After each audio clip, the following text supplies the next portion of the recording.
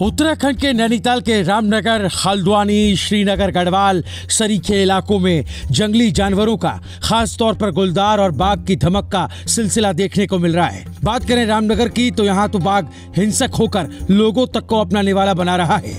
ऐसे में पहाड़ों में फिर से सिर उठाती इस समस्या के समाधान के लिए सबको याद आ रहे हैं जिम कॉर्बेट। वही जिम कॉर्बेट जिन्होंने उत्तराखंड में सालों तक रहकर इंसानों को आदमखोर बाघ और गुलदार जैसे हिंसक जानवरों से बचाया। देश के इतिहास के मशहूर शिकारी जिम कॉर्बेट अपने जीवन के आखिरी वक्त में भारत छोड़कर कीनिया जा बसा ये शिकारी एक प्रकृति प्रेमी के तौर पर याद किया जाता है। जिम कॉर्बेट का उत्तराखंड से एक खास रिश्ता है। उनके नाम पर 1936 में भारत का पहला नेशनल पार्क बना। जो लोग जिम कॉर्बेट को सिर्फ एक शिकारी समझा करते हैं वो सबसे बड़ी भूल करते हैं, क्योंकि जिम कॉर्बेट ने लोगों को पर्यावरण का पाठ भी पढ़ाया है।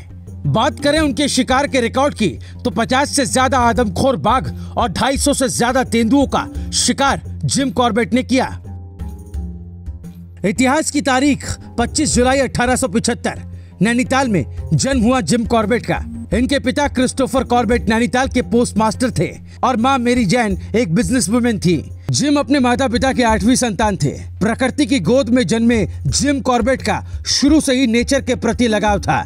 बड़े होकर जिम कॉर्बेट ने पहले रेलवे और फिर ब्रिटिश आर्मी में काम किया। कर्नल रैंक के ऑफिसर तक रहे। नरभक्षियों के लिए काल थे जिम कॉर्बेट। जिम कॉर्बेट ने थाक का बाघ, पवलगढ़ का कंवारा बाघ के अलावा रुद्रप्रयाग, पौड़ी, गढ़वाल, चंपावत जैसी जगहों पर हजारों लोगों को अपना शिकार बना चुके आदमखोर बाघों को मौत की नींद सुलाकर बाघों के आतंक से लोगों को मुक्ति दिलाई। वन्य जीव और पक्षियों की आवाज निकालने में भी जिम कॉर्बेट को महारत हासिल थी। बेहतरीन लेखकों में जिम कॉर्बेट की गिनती होती है।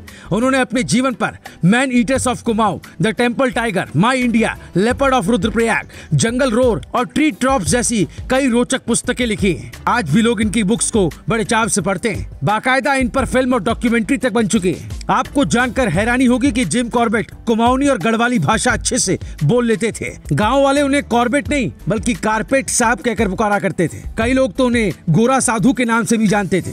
दिलचस्प बात यह है कि आदमखोर जानवरों को मारने के बाद जिम कॉर्बेट काफी निराश हो जाया करते थे। उनका ऐसा मानना था कि अगर जंगल को ना काटा जाए और जीवों को वनों के अंदर ही उनका भोजन मिल जाए तो अपवाद छोड़कर मानव पर वो हमला नहीं करते। जंगल को बचाने के लिए बाकायदा जिम कॉर्बेट ने मुहिम तक चलाई। उन्होंने लोगों को संदेश दिया कि जंगल नहीं बचा तो वन्य जीव मानवों पर हमला करेंगे, और आज हम वो होता देख रहे हैं। खास बात है कि जिम कॉर्बेट की सलाह पर 1936 में अंग्रेज गवर्नमेंट ने एशिया का पहला राष्ट्रीय पार्क उत्तराखंड में बनाया, जिसे आज लोग जिम कॉर्बेट नेशनल पार्क के नाम से जानते हैं।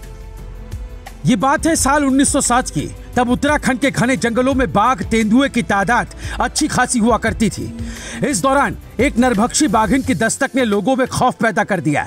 उसने नेपाल से लेकर चंपावत यानी महाकाली नदी के इस और उस पार करीब 436 लोगों को अपना शिकार बनाया था। माहौल ऐसा था कि जब तक उस रास्ते से गुजरने वाला कोई शख्स अपने घर नहीं पहुंच जाता था, परिजनों के मन में आशंका बनी रहती थी। उस खतरनाक बाघिन का शिकार करने की हिम्मत कोई नहीं कर पा रहा था। वक्त गुजरने के साथ ही लोगों में बाघिन का आतंक बढ़ता गया।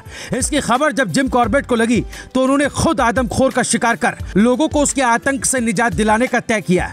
फिर क्या था, जिम कॉर्बेट चंपावत पहुंच गए। इस काम के लिए उन्होंने चौड़ा गांव के रहने वाले डूंगर सिंह से मदद मांगी।